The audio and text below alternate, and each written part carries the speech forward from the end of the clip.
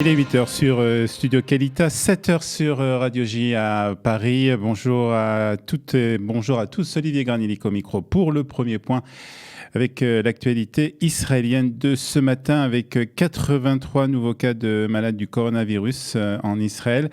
Le ministère israélien de la Santé a communiqué hier son nouveau bilan. La bonne nouvelle est que pour la première fois depuis plusieurs jours, le nombre de nouveaux cas est repassé sous la barre des 100. Plus de 33 patients sont dans un état grave, dont 24 sous respirateur artificiel.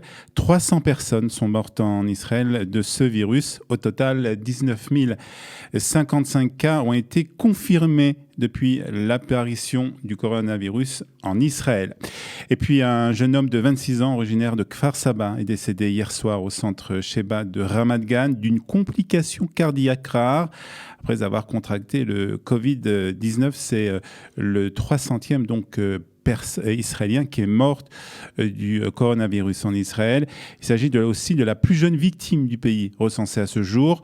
Le virus aurait provoqué chez Oshri Assouline une maladie inflammatoire multisystémique accompagnée de lésions de myocarde.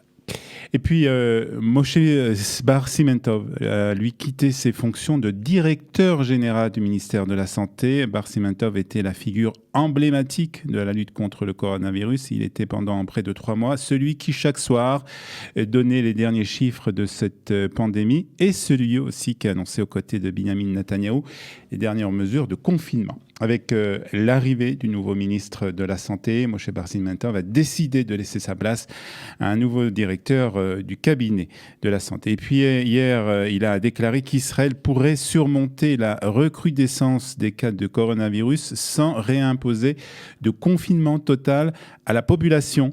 Selon Bar Simentov, qui a déclaré à la radio israélienne qu'il était surpris par la vitesse à laquelle Israël semble avoir été frappé par une seconde vague d'infection, mais a assuré que les autorités pouvaient encore freiner la propagation sans mettre à nouveau l'économie à l'arrêt.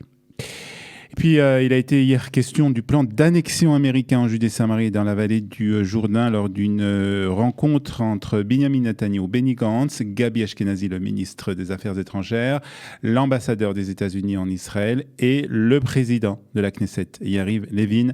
Selon les médias israéliens, plusieurs options ont été évoquées lors de cette rencontre. L'idée d'une annexion partielle ou encore d'un report du projet a largement été évoquée.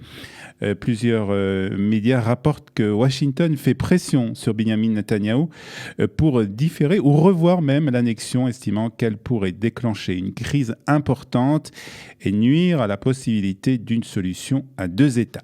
Le gouvernement israélien doit dévoiler le 1er juillet sa stratégie pour l'annexion des implantations juives en Judée-Samarie et dans la vallée du Jourdain. Puis sachez aussi que le cabinet israélien a voté hier un budget pour développer la localité de Ramat Trump. La décision du cabinet intervient le jour même de l'anniversaire de Donald Trump qui a fêté hier ses 74 ans. 8 millions de shekels seront débloqués pour les constructions des infrastructures de cette localité qui se trouve sur le plateau du Golan. Et puis, Benyamin Netanyahou a vigoureusement dénoncé hier les menaces de mort prononcées à l'encontre de la juge de la Cour suprême, Anat Baron. Aucune tolérance ne sera acceptée envers quiconque osait menacer de mort des juges ou des élus, a déclaré hier le Premier ministre. La juge a reçu une lettre de menace dont le contenu exact n'a pas été dévoilé au grand public. Et on termine par la météo israélienne de ce lundi 15 juin 2020. Il fera 27 degrés à Tel Aviv, 25 à Ashdod, 24 degrés à Jérusalem et 37 degrés à Eilat.